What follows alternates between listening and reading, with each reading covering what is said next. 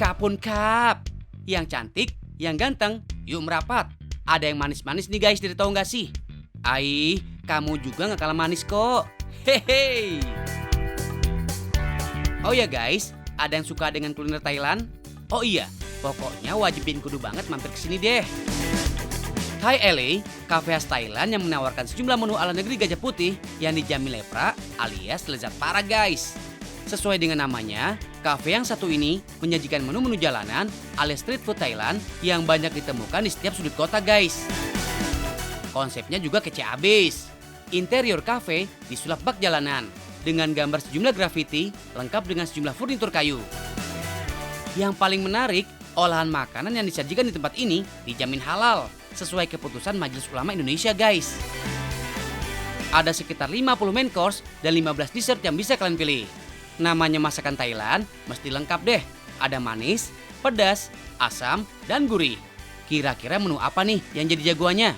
Cus, kita langsung intip yuks.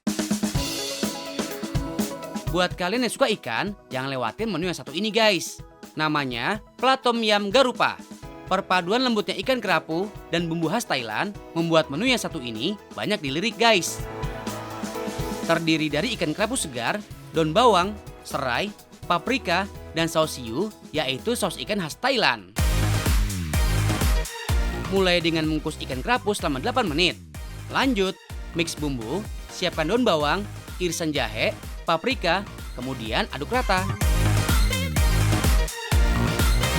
Tata di atas kerapu, panaskan minyak dalam wajan hingga maksimal. Kemudian siram di atas ikan kerapu. Sementara untuk saus siu, masak hingga mendidih, kemudian siram dan beri daun seledri.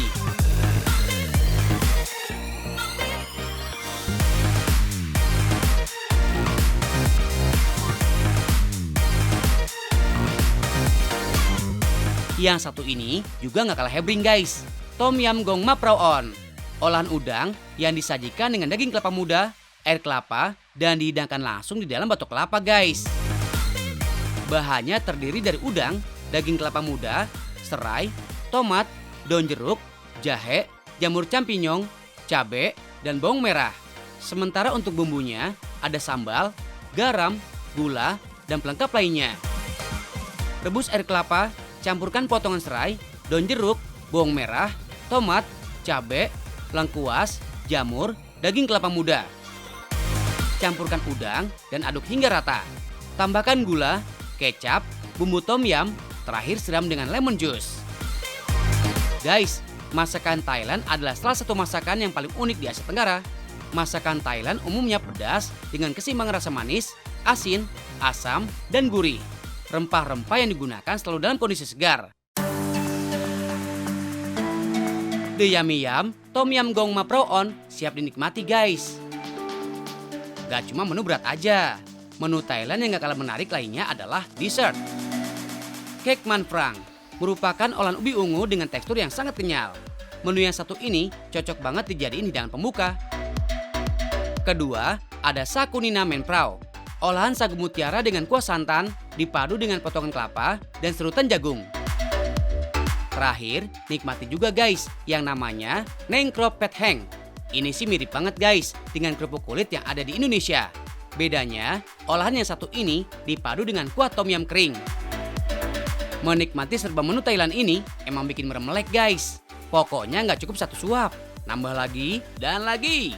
Duh, lupa sama timbangan deh kalau sudah kayak gini. Hahaha. Pengen nyobain juga? Cus ke kawasan Kebayoran Baru, Jakarta Selatan. Enjoy your meal.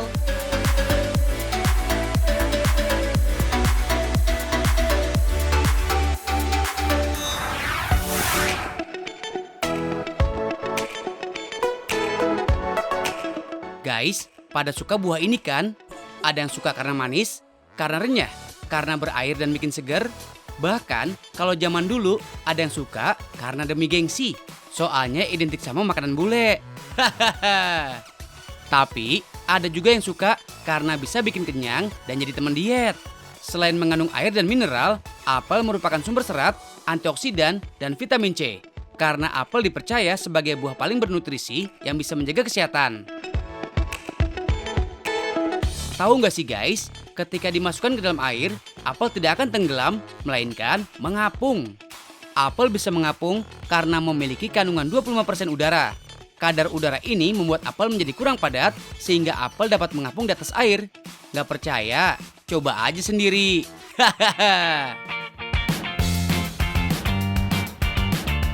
Guys, kalian tahu nggak sih negara penghasil terbesar? Ayo tebak, kalian pasti nggak nyangka deh jawabannya. Menurut World Atlas, hingga tahun 2018, negara Tiongkok menghasilkan lebih dari 44 juta ton apel per tahun. Disusul Amerika Serikat dengan 4,6 juta ton dan Polandia dengan 3,6 juta ton. Bahkan lembaga agrikultur di Amerika Serikat juga mengakui lebih dari 50% produksi apel di dunia berasal dari negeri tirai bambu. Hai guys, aku mau ngasih tau ke kalian nih gimana cara mudah dan simpel ngebersihin apel sebelum makan. Jadi guys, karena kebanyakan apel diimpor, kalian harus pastikan dulu apelnya sudah dicuci dengan baik. Taruh apel di wadah, lalu siram perlahan dengan air panas. Lama-kelamaan muncul keputihan di apel yang luruh bersama air panas. Itu tandanya kulit apel masih mengandung lilin guys. Abis itu, gosok perlahan dengan spons. Terus tinggal makan deh. Oh iya, lapisan lilin digunakan karena untuk pengiriman dari berbagai tempat, lilin mampu menahan kelembaban permukaan apel, sehingga kondisinya tetap baik sampai ke tujuan pengiriman. Selain dimakan langsung, apel juga banyak dijadikan olahan. Sekarang kita coba bikin donat apel ya. Bahan-bahannya antara lain 100 ml susu cair, 2 sendok teh baking powder, 100 gram gula pasir, 1 butir telur, 200 gram tepung terigu protein sedang, dan tentu saja apelnya guys. Cus, kita mulai ya. Pertama, campur telur dan gula dalam satu wadah. Kemudian, aduk hingga warnanya agak pucat. Kemudian masukkan baking powder dan susu, aduk sampai tercampur rata. Setelah tercampur rata, masukkan tepung terigu sedikit demi sedikit sambil tetap diaduk. Kalau adonan sudah jadi, masukkan ke cetakan donat mini. Tapi jangan semua adonan ya guys, cukup setengah adonan aja. Lalu tambahin potongan apelnya, kasih adonan lagi, terus tutup dan tunggu selama 6 menit. Nah, ini dia bagian yang paling kita suka. Kasih topping. Donat mininya ditusuk dulu pakai tusukan sate, lalu kasih topping deh. Bisa pakai selai stroberi dan juga coklat warna-warni.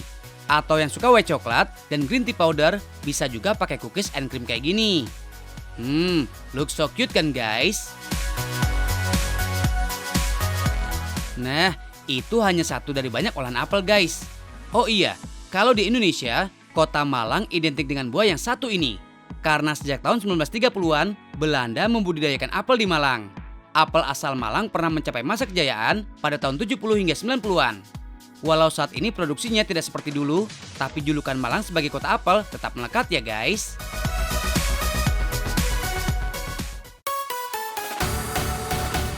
Oh iya, ada satu tips lagi nih guys, supaya apel yang sudah dikupas tidak cepat berubah kecoklatan.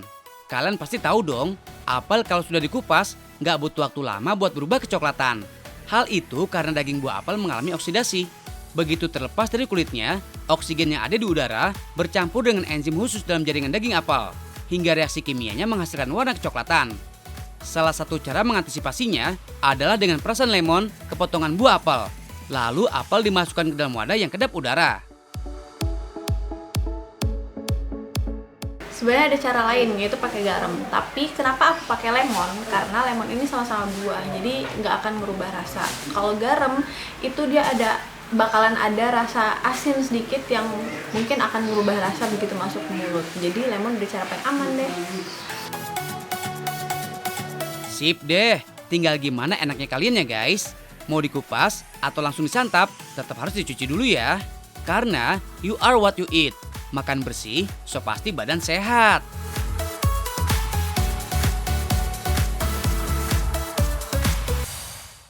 Kemana sih nih? Wulan ampun, 16 Tuh lihat. Ini jam berapa? Itu udah terlalu buru panas tau. Gimana dong? Ya ampun, maafin ya. Dasar ya. Iya maafin, tadi aku habis nyari sesuatu dulu buat kalian. Yaudah deh kalian jangan marah ya. Kita bisa aja. Tenang, aku punya sesuatu. Tara. Ini apa sih? Coba buka deh. Lucu banget kan? Nah produk dari anak muda Kota Bandung. Oh iya. Coba. Hayo, siapa yang punya kebiasaan ngaret? Udah nggak aneh deh dengan julukan jam karet. Hehehe. Istilah untuk seseorang yang nggak on time kalau janjian. Istilah jam karet menurut Kamus Besar Bahasa Indonesia adalah sebuah kiasan waktu tidak tepat, terlambat dari waktu yang telah ditentukan guys. Bisa dalam sebuah pertemuan, rapat, dan lain-lain deh. Tapi kalau yang ini sih bukan jam karet ya, tapi jam tangan yang anti mainstream loh. Yoi, jam tangan hasil kreativitas dan riset anak muda di Bandung.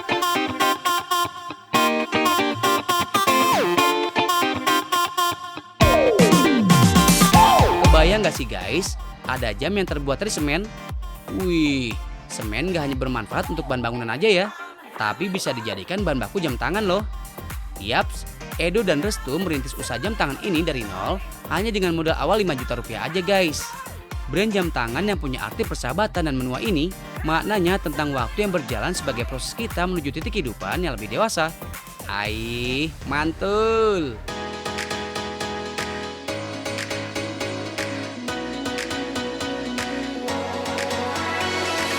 Pilihan jam tangan gak hanya yang terbuat dari semen aja tuh.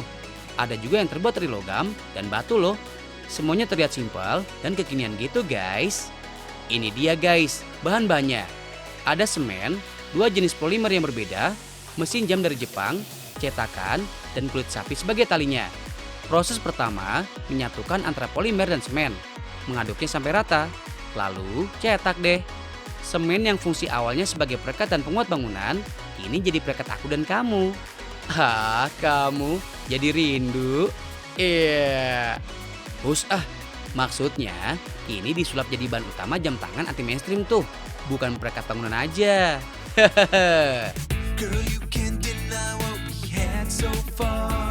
Tunggu saran sampai mengeras ya. Lalu perakitan mesin jam deh. Semen yang digunakan tentunya punya racikan khusus. Berbeda dengan semen untuk bahan bangunan ya guys. Keunggulan dibandingkan semen biasa, semen polimer lebih kuat karena bukan water base, alias campurannya bukan dengan air, tapi dengan polimer tadi ya guys. Terakhir, finishing deh.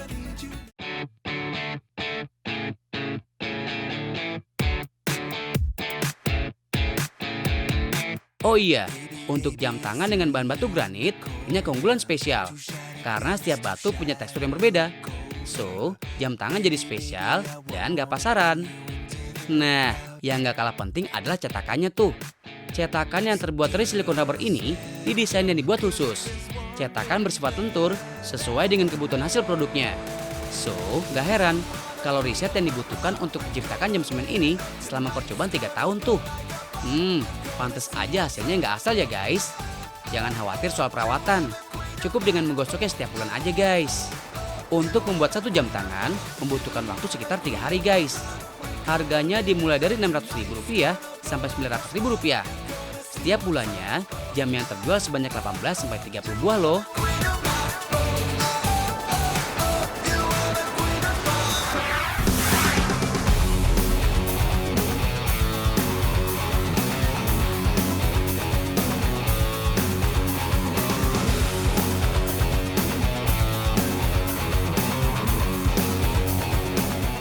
Ngeng.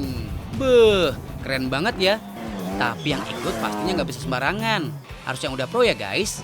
Udah gitu, mobilnya juga pasti harus dimodifikasi atau yang memang didesain khusus untuk kondisi medan ekstrim.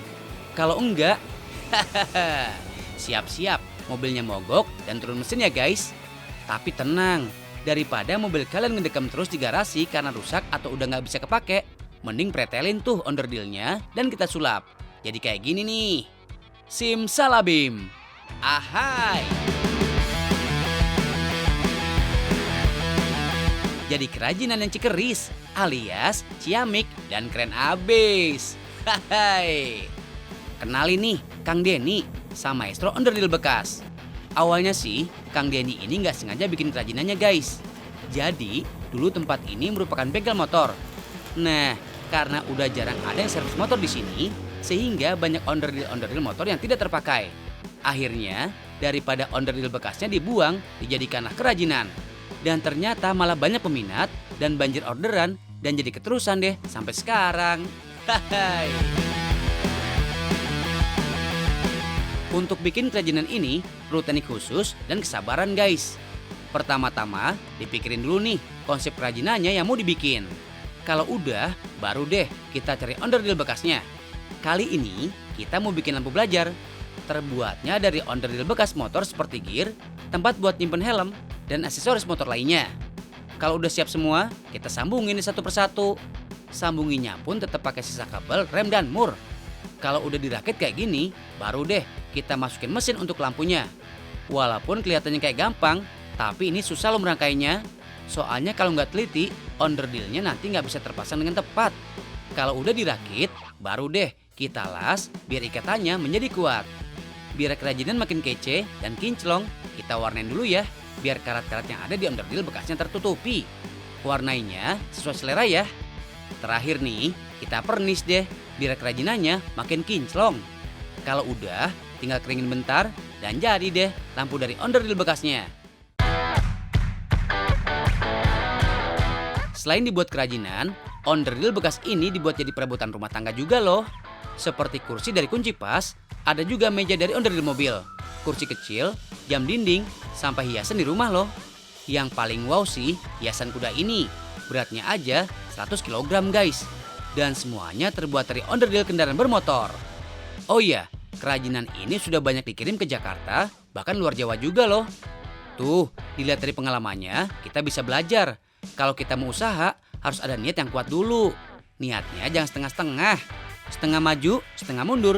Nanti jadinya kayak Inces lagi, maju mundur cantik. Gimana? Tertarik buat beli kan? Kalau mau beli, datang aja ke Kuningan guys.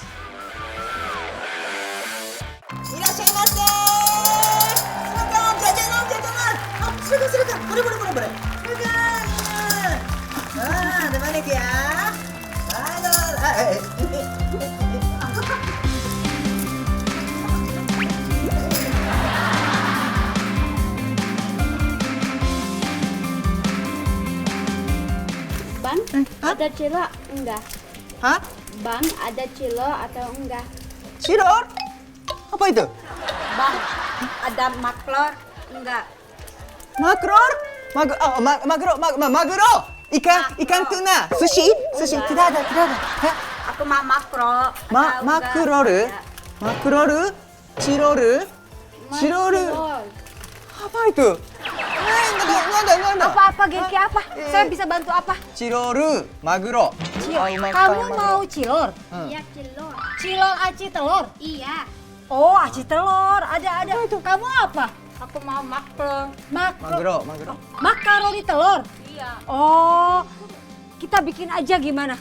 Kita bikin aja. Bisa lebih enak, lebih sehat. Iya, serius. Abang bikin dulu ya. Iya. Maklor dan cilor, tunggu ya. Iya. Oke. Ayo. Tunggu deh. Tunggu ya. Berapa biji? Harus bayar deh. Iya. Nanti. Hitung ya. Serius? Iya. Belum bayar.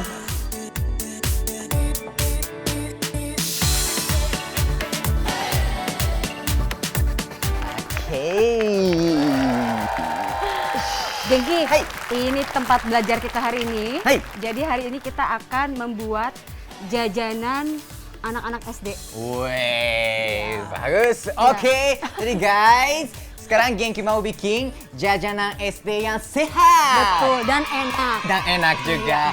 So, orang Jepang susah ngomong R dan L. Jadi cara bikinnya dijamin simple. Ya, jadi kalian juga bisa meniru di rumah aja nih. Oke. Betul. Ayo kita mulai. Yes. Satu persatu bahannya ya. Tunggu. Ya. Soal bahan-bahan yang dipakai, dijamin western abis deh guys. Bahkan street food bikinan Genki dan Lina ini so pasti lebih sehat karena anti mecin-mecin club.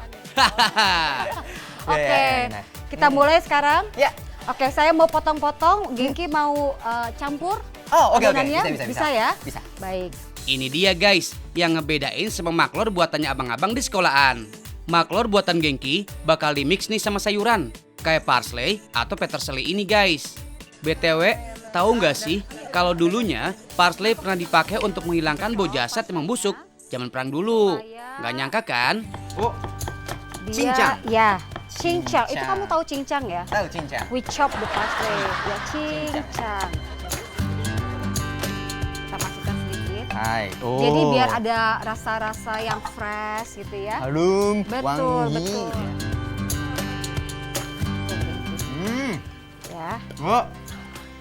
Oh, banyak ya. Banyak ya? Saya kan tidak pelit. Ah, Bagus. Wah. sekarang kita akan ambil telur Oh, ya. Telurnya dikira-kira aja sampai si makaroninya itu terendam telur. FYI aja nih guys, porsi telurnya kudu lebih banyak ya dari porsi makaroninya. Nggak nanggung-nanggung, 6 telur sekaligus nih yang dipakai. Harus tercover oleh telur. Oh gitu. Yes.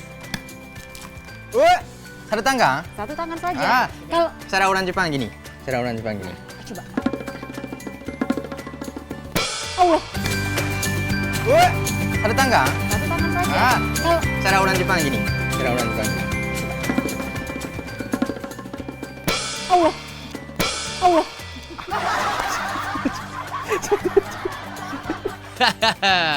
Emang bukan gengki ya guys, kalau hidupnya nggak banyak gimmick. Untung telurnya masih utuh tuh Gen.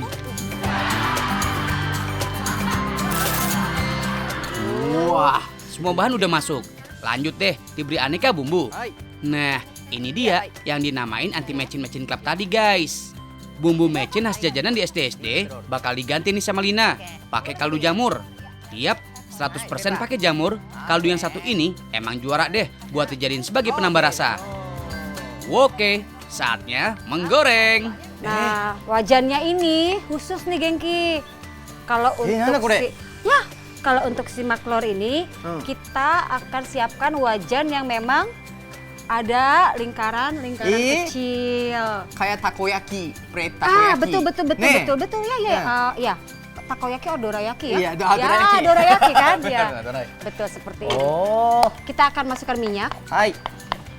Bikin adonannya aja gampil. Apalagi gorengnya ya guys. Gengki, Hai. kalau di Jepang, Hai. jajanan SD, kamu pernah SD kan? Kamu pernah SD? Pasti. Ya bagus. Jajanan SD kamu apa ya kalau di Jepang? Kalau di Jepang. Demo, itu takoyaki. Takoyaki. Oh, di Jepang itu takoyaki jajanan sekolah? Iya ya. Oh. Murah dah. Di sini mahal. Kira-kira 10.000. 10.000? Udah ada 6 takoyaki. 10.000? Wah, murah banget. Murah banget. Kenapa sampai Indonesianya mahal? Iya, Indonesia Kenapa mahal ya? banget. Sushi dan takoyaki semua makanan Jepang Murah? mahal Oh, di sini, tapi di sana murah. Murah. Jadi kalau mau takoyaki murah ke Jepang aja. Iya, harus. Terus ongkosnya mahal. Iya. Tiketnya mah harus kan. Oke, kita udah bisa nih masukin Gengki. Hai. 1. Oke. Oh, wah 2. Oh, banyak. Nice. Wah, yes. Woi. 1, 2. Nice. Ya. Kamu tahu nggak ini si smoke beef ini bisa kita ganti apa lagi? Ide lainnya apa? Ide lain, bakso. Tidak bisa. Boleh. boleh. Ya, nggak apa-apa buat Bakso. Gengki apa aja boleh. Kita tutup dulu kali ya biar agak-agak. Oke. Kamu dulu ya.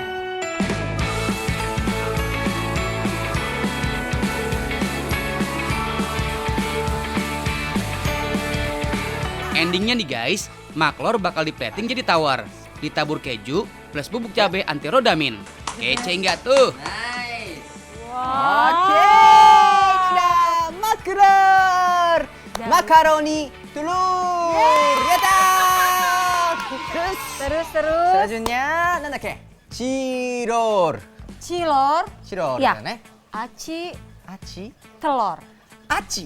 Aci adalah Aci panas tapioka. gitu. Kalau bahasa Jepang, aci panas. Oh, aci panas? Aci panas. Di sini aci tapioka. Tapioka. Tapioka. Oh, jadi bahannya tapioka. Tapioka dan telur. Oh, tapioka dan telur. Tapioka dan telur. Yuhu, ini mah bukan sembarang bikin adonan aci guys. Pantengin dulu deh tips jitu dari Lina. Lalu kita ada Eh? es batu. Es batu? Ya, es batunya fungsinya pada saat kita buat adonannya, ikannya akan tetap fresh. Oh, gitu. Betul, Oh, begitu. gitu kah? Ya, Eh. sudah siap? Oke, saya siap. Oh. Kita akan aduk-aduk Simple saja nih, simple saja. Siap ya? Ah, Ya, oke. sedikit saja. Sedikit saja. Kira-kira. Oh. Ya. Genki bisa Hai. masukkan ikan tenggirinya. Kan tenggiri. Ya, Berapa ya? Semua? semua. Semua. Semua. Hayo, kalau adonannya ditambahin ikan tenggiri kayak gini, sepintas jadi mirip empek-empek ya. FYI nih guys, penggunaan ikan tenggiri ini nggak cuma nambah nilai gizi protein, tapi juga bikin rasa aci jadi lebih gurih. Lalu kita terus. Banyak udah nih. Betul. Ini harus teraduk rata. Rata, oke. Sampai kalis. Hai. Sampai bisa dibentuk. Oke. Tuh.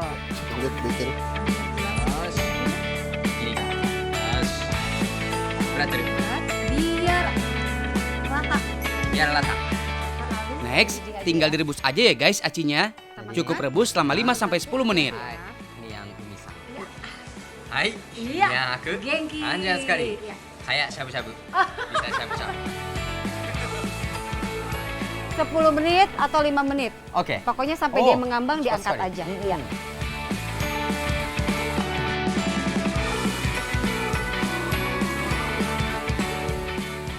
Nah, untuk cara gorengnya hampir sama kok kayak abang-abang di gerobak cilor. Tambah seperti Tadi. maklor. Oke, makror. Kita masukin. Mas.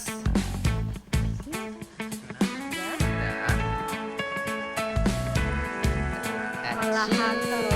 Kita tutup ya.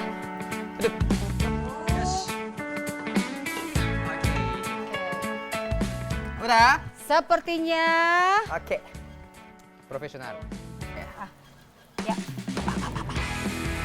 Kamu perlu ini juga. Ah, apa? Tidak. Ya, ya. Let's go. Wajah.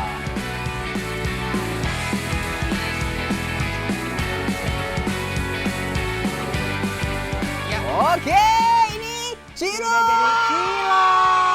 Aci Dan telur.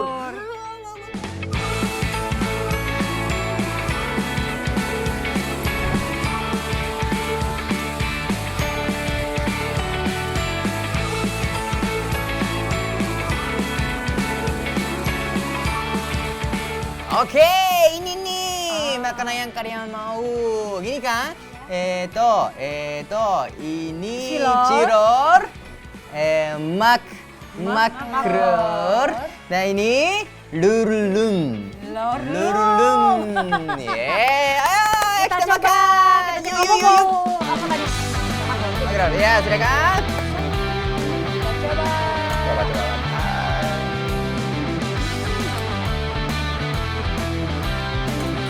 Kamu suka? Enak banget. Enak? Oh, Spicy? cocok sama Sambal. sambal. Suka nggak? Iya. Suka? Aku bikin ini ya. Iya, Om Aku Genki bikin begini ini. nih. Enak ya. Yeay. Ya. Nyam.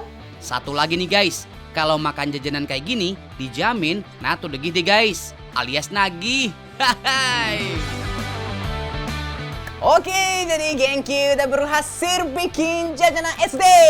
Yadah. Jadi kalau kalian kepo nanti Genki bikin jajanan apa lagi, jangan lupa nonton terus. Tahu nggak sih? Makin tahu, makin banyak ilmu.